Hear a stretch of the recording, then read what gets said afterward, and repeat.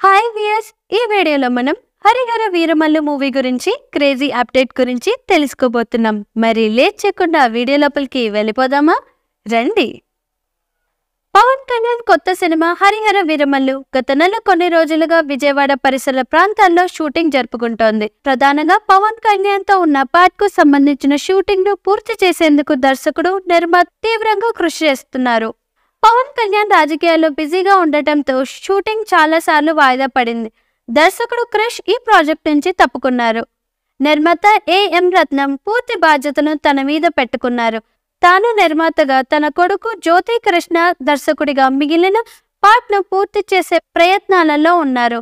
మిగిలిన పార్ట్ ను పూర్తి చేయడానికి చిత్ర యూనిట్ హైదరాబాద్ వెళ్లనున్నట్లు సమాచారం. ఈ సినిమా వచ్చే ఏడాది మార్చి 25 లేదా 28 తేదీల్లో విడుదల చేయాలనే ఆలోచనలో ఈ చిత్ర యూనిట్ ఉంది.